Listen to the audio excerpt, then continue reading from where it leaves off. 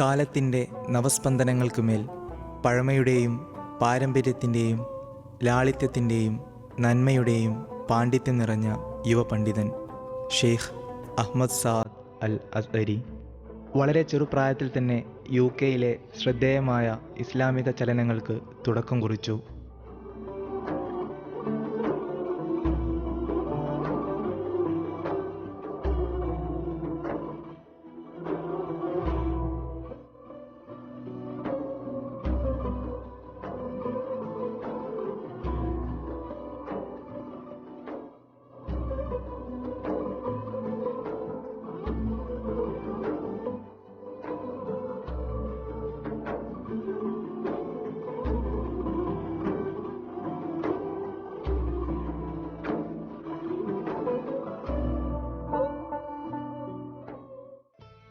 North ഈജിപ്തിലെ ഫുഫാസിൽ സയ്യിദ് പണ്ഡിത കുടുംബത്തിലായിരുന്നു ജനനം.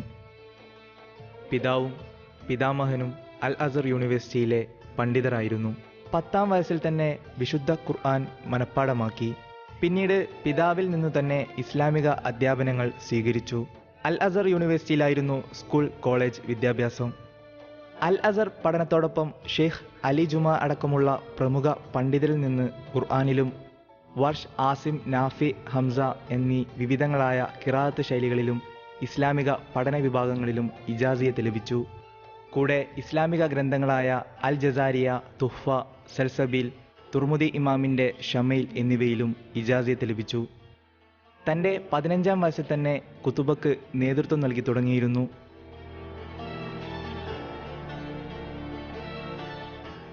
Canada, Malaysia, Germany, Sweden, US എന്നിവിടങ്ങളിൽ യാത്ര ചെയ്തിട്ടുണ്ട്.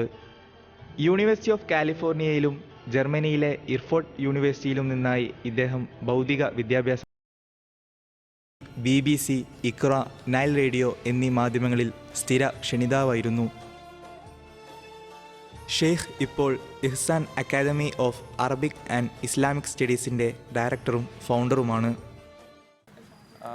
So the thing we wanted to ask you, Shaykh, is about we talked about the divisions. There are many ways, and the new emerging generations of Muslims, especially, they are looking to how to follow their religion. So there is a Sufi way of tradition, and there is a way that you go to books or go online or somewhere and pick the knowledge. So how the young generation can deal with this? Well, first of all, we will be talking about this in the South Conference tomorrow, inshallah. Okay. But mainly, one of the problems of the world today is losing leadership, wise leadership. The Prophet ﷺ said that when you see that everyone is happy with his own opinion, wait for the day of judgment. Which means that we live in a time, when we start living in a time where people lose trust in leadership, they don't work under leadership anymore, they just want to focus on their own selves, and everyone thinks that he can lead himself. Then wait for the day of judgment, because that will lead to complete chaos. We live in this situation at the moment, and this is one of the things that the Tasawwuf can actually fix. Okay. Telling people that you have to work under leadership. This is how the society works. This is how civilized societies work. This is how the world has to function. Every herd has a leader. Every crowd has a leader. Even sheep, they have to have a leader. If there are two leaders, it will be a disaster. And if there is no leader, it will be also a disaster. In both situations, there will be chaos. The English proverb says, too many boss spoil the broth. So basically, what Tasawwuf is supposed to give people nowadays is to tell them, look, you got to work under a leader. And this is not a shame, because we're not born knowing things already. We have to work and to observe in order to learn them. We have to observe people eating in order to know how to eat. We don't know how to treat ourselves. We have to go to the doctors in order to get some treatment.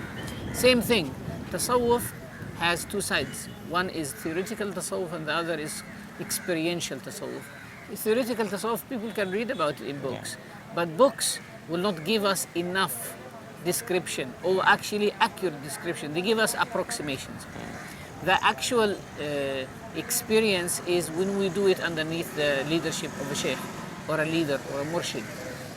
Our need for leadership nowadays is necessary because the world is moving towards individualism. Everything around us is promoting this individualism. Everyone has his own Facebook, everyone has his own Twitter, everyone has his own mobile, everyone has his own laptop. And a man can be locked up in a room nowadays and he can simply live alone without having to need a society or to link with a society. And they have always said that no man can be an island, or man cannot be an island on his own. But in fact, nowadays men or humans are trying to be islands. And if we live in a world of islands, there will be no communication, there will be no planning, there will be no productivity. ഒരു സമൂഹത്തിൽ എങ്ങനെയാണ് പുതിയൊരു സമൂഹം മതത്തെ സ്വീകരിക്കുക? ഓരോരുത്തർ അവരവരുടെ opinion സ്വീകരിക്കണോ അതോ ആരുടെയെങ്കിലും ശിക്ഷണം സ്വീകരിക്കണോ എന്നുള്ളൊരു സെയ്ദിൻ്റെ കമൻറ്റ്. ഓരോരുത്തരും അവരവരുടെ ഒപ്പീനിയൻ സ്വീകരിക്കുന്ന ഒരു കാലത്താണ് നമ്മളുള്ളത്. റസൂലുള്ളാഹി സ്വല്ലല്ലാഹു അലൈഹി വസല്ലം തങ്ങൾ പ്രത്യേകം പറഞ്ഞിട്ടുണ്ട്, ഓരോരുത്തരും അവനവൻ്റെ ഒപ്പീനിയൻസിൻ്റെ ലീഡറാവുന്ന ഒരു കാലത്ത് നിങ്ങൾ ഭയപ്പെടണമെന്ന്. ഇപ്പോൾ സെൽഫ് സഫിഷ്യൻ്റ് ആവാൻ പറ്റിയ ഒരു കാലമാണ്. ഇൻഡിവിജ്വലിസം വളർന്നു വന്നുകൊണ്ടിരിക്കുകയാണ്. പക്ഷേ എപ്പോഴും ലോകത്ത് എങ്ങനെ നോക്കിയാലും ഒരു ലീഡർഷിപ്പ് ഉണ്ട് എന്നുള്ളതാണ് സത്യം. ഏതൊരു കമ്മ്യൂണിറ്റിക്കും, ഏതൊരു സൊസൈറ്റിക്കും, ഏതൊരു അനിമൽ ക്രൗഡിനും എല്ലാറ്റിനും ഒരു ലീഡർഷിപ്പ് ഉണ്ട്. അതേപോലെ അതാണ് അതിൻ്റെ ട്രൂ പാത്ത്. അങ്ങനെ ഒരു ലീഡേഴ്സിൽ നിന്ന് കിട്ടുക എന്നുള്ളതാണ് അതിൻ്റെ ട്രൂ വേ ആയിട്ട്. അതൊരു ഷെയിം അല്ല ഒരു ലീഡർ കീഴിലായിരിക്കുക എന്നുള്ളത്. കാരണം നമുക്ക് ഓരോരുത്തർക്കും വ്യത്യസ്തമായ അഭിപ്രായമുള്ളത്. അങ്ങനെ ഒരാൾ ഒരു ലീഡറെ സ്വീകരിക്കുക, അതിന് ഫിക്സ് ചെയ്യാൻ ഓരോരുത്തരും അവരവരുടെ ഒപ്പീനിയൻ അനുസരിച്ച് പോകുന്ന ആ ഒരു പ്രോബ്ലത്തെ ഫിക്സ് ചെയ്യാൻ കഴിയുന്ന ഒരു കാര്യമാണ് തസവുഫ്. അത് തിയററ്റിക്കൽ തസവുഫ് ഉണ്ട്, അതുപോലെ തന്നെ എക്സ്പീരിയൻഷ്യൽ തസവുഫ് ഉണ്ട്. തിയററ്റിക്കൽ തസവുഫ് ഒരിക്കലും റീഡ് ചെയ്യുകയും വായിക്കുകയൊക്കെ ചെയ്യാം. എക്സ്പീരിയൻഷ്യൽ തസവുഫ് ആണ് കുറച്ചുകൂടി ഒരു ലീഡറെ ഫോളോ ചെയ്ത് അയാളിൽ നിന്ന് കാണുകയും കേൾക്കുകയും അനുഭവിക്കുകയും ചെയ്ത് പഠിക്കുന്ന ഒരു സംവിധാനം. അത് കൃത്യമായി എല്ലാവരും ഫോളോ ചെയ്യണം എന്നുള്ളതാണ് പറയാനുള്ളത്.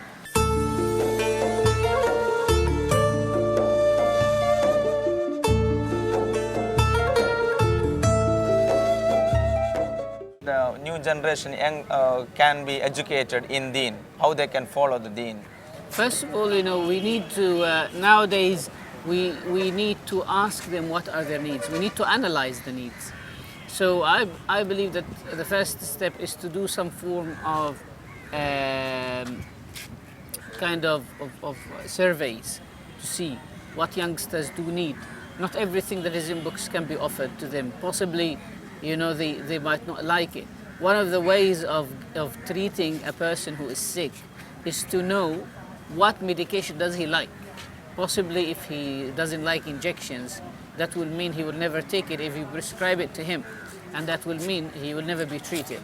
But possibly you can give him a syrup, or you can give him tablets.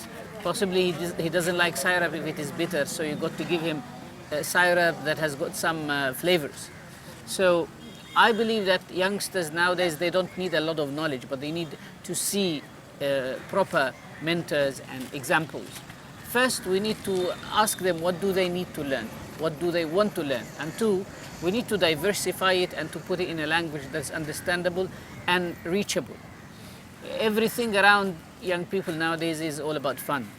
How can we make knowledge a little bit of fun? How can we put in context what the scholars call the duty of the time, wajibul waqt, the duty of the time. Our predecessors, a few hundred years ago, they wrote something called al-hawashi. Al-hawashi is an expansion of a commentary.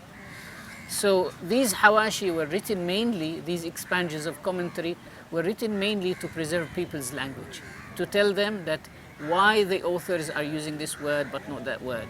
Why is he choosing this word and this expression but not that expression? Some people say, why would they do something like this? What is the point? The point was that people's language started to deteriorate and go down, so they wanted to strengthen people's language, so they started to highlight what is the usage of a specific expression and why a specific expression is used in that way rather than another expression. So that was the duty of their time. After 150 years of writing these hawashi or these expansions of commentaries have stopped completely. And a new phase of presenting knowledge has actually appeared. Nowadays, we can represent traditional knowledge in a very informative and innovative way, like putting that in graphics, using PowerPoint presentation, making it look like a kind of a game.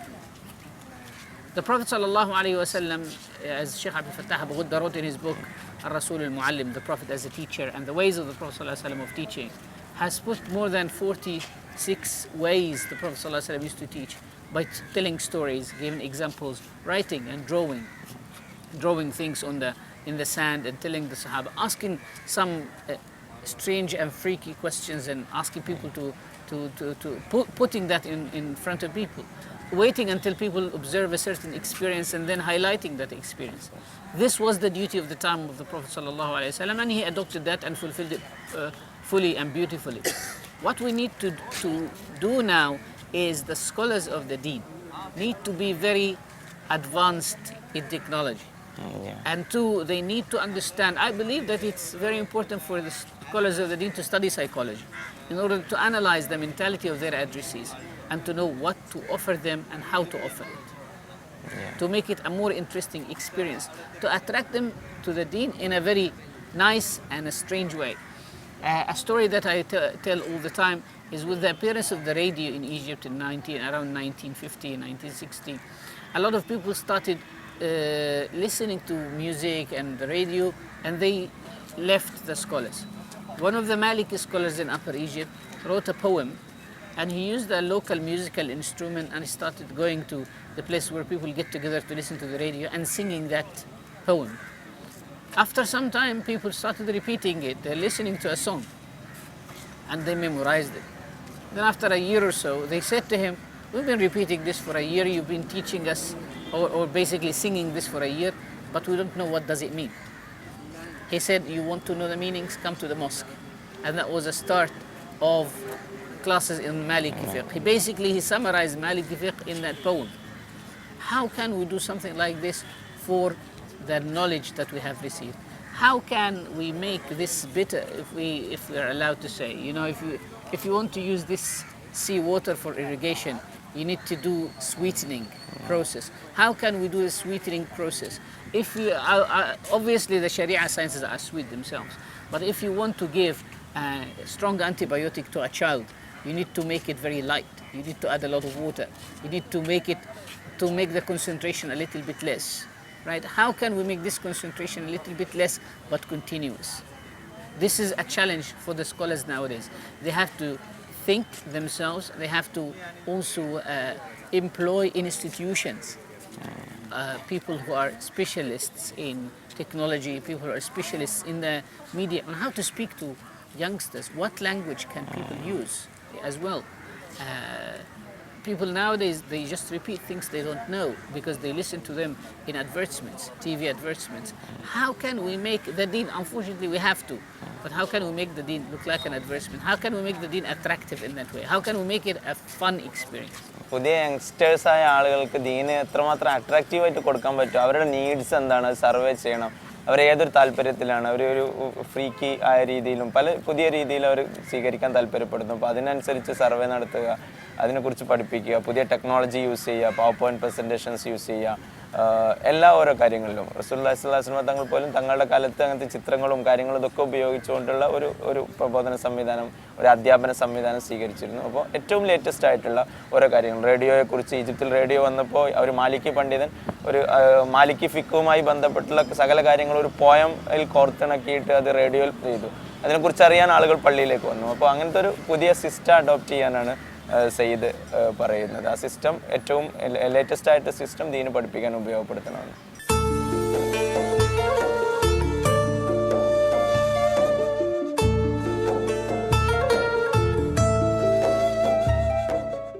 So my last question is about people.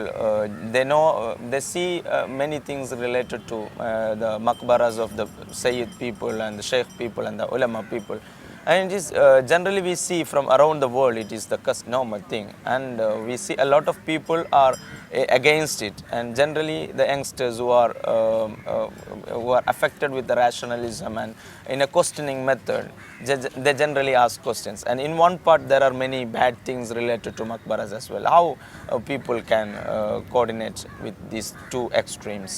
Well, let's say if someone's mother have passed away, and he took a picture of his mother and put it in his sitting room, right? And then one of his brothers, every time he comes in, and every time he sees his mom's picture, he cries and he goes and kisses the picture. The solution is not to destroy the picture, neither to kill the brother. The solution is to tell him to calm him down, and at the same time understand that he's doing this because of good emotion. There is a big difference between someone doing something for a bad intention and someone doing something for a good intention. A good intention is not enough excuse, but it is an excuse. It's not enough excuse, but it is an excuse. So a lot of people who do a lot of mistakes when they visit the graves, they do that because of lack of education. The way is not to destroy the grave, neither to stop the people from coming to the graves, because these people are honoring the heritage of their ancestors. And we as an ummah, we have to honor the heritage of our ancestors. Had it not been for these people, for these ancestors, we wouldn't have known Allah subhanahu wa ta'ala. We wouldn't have known our deen. We wouldn't have become whom we have become. So the least that we can do is to visit their graves in complete politeness, to take admonition of the state that they are in, and to make dua that Allah raises their status and Allah showers mercy upon them. If there are some wrong practices, and there is definitely some wrong practices, the solution is to educate people rather than to do anything else. So this has always been the tradition. The Prophet ﷺ went to the grave of a woman who used to clean the mosque and pick up the litter from the mosque, and he made dua there. And he ﷺ said, visit the graves, for it reminds you of the hereafter. Visiting the grave of a righteous man is definitely a rewardable thing, because it's a place that attracts a lot of reward. Because that person in his grave, angels come and deliver the reward to his grave. As much as he used to have a lot of good deeds, the number of angels will double and triple and get even greater and greater. So the solution for this is to educate both parties, to educate those who completely banish it and refuse it and reject it, that this is part and parcel of our tradition, this is part and parcel of our loyalty and respect to our ancestors, and we have to honor them. But how can we honor them? This is the second part. This is directed to the other guys. Well, you honor them not by this in this way. It's just like someone who had very good connection with his aunt or a relative, a lady from his relatives as a young man. And then he used to kiss her as a young child. And then he grew up doing the same thing. So every time he sees that relative, he goes and hugs her. Rather than having to, some people would say to him, you are not allowed to see this relative anymore, or this relative is not allowed to come to us anymore. That will offend the relative. So that's not a solution. The solution is to tell him, well, you can go and still greet her, but not in this way. Well, stopping harm should not be by harming, and stopping a mistake should not be by a mistake. Two wrongs do not make one right, as they say. Then it's a common culture around the world. It is a common culture. Visiting the graves of great people. It is everywhere, and it has always been everywhere. Only the past 200 years, some people started to appear and reject that and say that Muslims have fallen into shirk and Muslims have fallen into bid'ah, innovation. They have left Islam if they're doing something like this. And we haven't actually heard this for the past 1200 years prior to these 200 years. മക്കബറകൾ മഹാന്മാരുടെ കബറുകളൊക്കെ visit ചെയ്യുന്നത്, അതുമായി ബന്ധപ്പെട്ട ഒരുപാട് അനാചാരങ്ങൾ നടക്കുന്നു. ഒരു ഭാഗത്ത് റാഷണലിസത്തിൻ്റെ ആളുകൾ അതിനെ വളരെ എതിർക്കുകയും ചെയ്യുന്നു. അപ്പോൾ ഇതിൻ്റെ ഇടയിൽ എങ്ങനെയാണ് കൺക്ലൂഡ് ചെയ്യുക എന്നുള്ളതിന് ഒരു ഉദാഹരണത്തിലൂടെയാണ് സയ്യിദ് പറയുന്നത്. എന്ന് പറഞ്ഞാൽ ഒരു ഉമ്മ മരിച്ചു, ഉമ്മയുടെ പിക്ചർ ഒരാൾ ചുമരിൽ ഒട്ടിച്ചു വെച്ചു, എപ്പോഴും അതിനും പോയി കിസ് ചെയ്യുന്നു. അപ്പോൾ ഇവിടെയുള്ള പരിഹാരം കിസ് ചെയ്യുന്ന സഹോദരനെ വെടിവെച്ച് കൊല്ലലോ അല്ലെങ്കിൽ ഫോട്ടോ ചീന്തിടലോ അല്ല. നിങ്ങൾ ബഹുമാനിക്കുകയും ആദരിക്കുകയും ചെയ്യേണ്ടത് ഇങ്ങനെയാണെന്ന് പറഞ്ഞു കൊടുക്കലാണ്. രണ്ടിനെയും നശിപ്പിക്കുന്ന രീതിയിലും ബുദ്ധിമുട്ടിക്കുന്ന രീതിയിലും അല്ല ചെയ്യേണ്ടത്. അപ്പോൾ ഇതുമായി ബന്ധപ്പെട്ട എല്ലാ അനാചാരങ്ങളും അതിനെക്കുറിച്ച് എഡ്യൂക്കേറ്റ് ചെയ്യണം. രണ്ട് ടീമിനെയും എഡ്യൂക്കേറ്റ് ചെയ്യണം. കാരണം ഈ ആളുകൾ, ഇതുപോലെ മഹാന്മാരായ ആളുകൾ, എന്തെങ്കിലും തരത്തിൽ നന്മ ചെയ്ത ആളുകൾ, റിലേറ്റീവ്സ് ആയ ആളുകൾ. നബി സല്ലല്ലാഹു അലൈഹി വസല്ലം തങ്ങൾ തൻ്റെ പള്ളി ക്ലീൻ ചെയ്യുന്ന ഒരു സഹാബി വനിതയുടെ ഗ്രേവ് എപ്പോഴും വിസിറ്റ് ചെയ്തിരുന്നു, റിലേറ്റീവ്സിൻ്റെത്. അങ്ങനെ പല മേഖലയിലും പല കാര്യങ്ങളെക്കുറിച്ച് പറഞ്ഞു. അവരാണ് നമുക്ക് ദീന് പറഞ്ഞു തന്നത്. അത് നമ്മുടെ ഹെറിറ്റേജിനെ നമ്മൾ ബഹുമാനിക്കുകയും ആദരിക്കുകയും ചെയ്യണം. ആ ഹെറിറ്റേജിനെ ആദരിക്കുകയും ബഹുമാനിക്കുകയും ചെയ്യുന്നതിൻ്റെ ഭാഗം കൂടിയാണത്. അപ്പോൾ അവരുമായിട്ടുള്ള ബന്ധം, അത് അള്ളാഹുവിൻ്റെ മഹത്വം ബർക്കത്തുകൾ ഇറങ്ങുന്ന സ്ഥലമാണ്. അപ്പോൾ അങ്ങനെ ഒരുപാട് കാര്യങ്ങൾ നമ്മളത് വിസിറ്റ് ചെയ്യുന്നു. വേൾഡിൽ അറൗണ്ട് എല്ലാ സ്ഥലത്തും കഴിഞ്ഞ 12 നൂറ്റാണ്ടുകളിലായി ഉണ്ടായിരുന്നതാണ്. കഴിഞ്ഞ 100-200 വർഷമായിട്ട് അതിനെതിരെ ചില ആളുകൾ അതിനെക്കുറിച്ച് വന്നു. അപ്പോൾ ആ ഒരു കൾച്ചറാണ് രണ്ട് കൂട്ടരെയും ഇത് മാത്രമായി ചിത്രീകരിക്കുന്നതിന് പകരം അതിനെക്കുറിച്ചുള്ള നന്മകൾ പഠിപ്പിച്ചു കൊടുക്കുക, അതിനെക്കുറിച്ചുള്ള അനാചാരങ്ങൾ ഒരു ഭാഗത്ത് മാറ്റുക, മറ്റുള്ള ആളുകളോട് അത് ഹെറിറ്റേജിനെ സംരക്ഷിക്കലും അതൊരു നന്മയുമാണെന്ന് ബോധ്യപ്പെടുത്തി കൊടുക്കുക. ഇത് ലോകത്തെ എല്ലാ ഭാഗത്തും കാണുന്ന ഒരു സംഗതിയാണ്. കഴിഞ്ഞ കുറച്ച് വർഷങ്ങളിലായിട്ട് ചില ആളുകൾക്ക് അതിനെക്കുറിച്ച് സംശയം ഉണ്ടായി എന്ന് പറഞ്ഞു കൊടുക്കുക എന്നാണ് സെയ്ദ് അതിനെക്കുറിച്ച് പറയുന്നത്. സെയ്ദ് ഇന്ന് രാവിലെയാണ് ഇവിടെ എത്തിയത്. നാളത്തെ പ്രോഗ്രാം തസൗഫിൻ്റെ പ്രോഗ്രാമിൽ അതിഥിയായി അതിൽ പങ്കെടുക്കാൻ വേണ്ടി വന്ന ആളാണ്. അതിൽ ഔദ്യോഗിക പ്രഭാഷണത്തിന് വന്നതല്ല, പങ്കെടുക്കാൻ വേണ്ടിയിട്ട് വന്ന ആളാണ്. പങ്കെടുത്ത് അദ്ദേഹം സിംഗപ്പൂരിലേക്ക് പോകും. അദ്ദേഹത്തിന് കേരളത്തിൽ നിന്നുള്ള എല്ലാവിധ ആശംസകളും ഭാവുകങ്ങളും അദ്ദേഹത്തിൻ്റെ പ്രവർത്തനങ്ങളിൽ എല്ലാവിധ ഭാവങ്ങളും നേരുക. أكرم الخلق ما لمن ألوذ به سواك عند حلول الحديث العميم والأيادي كرسول الله جاهك بإذا الكريم متحلى باسم منتقم فإن من جودك الدنيا وضارتها ومن علومك علم اللوح والقلم يا نفس لا تقنطي من زلات عظمت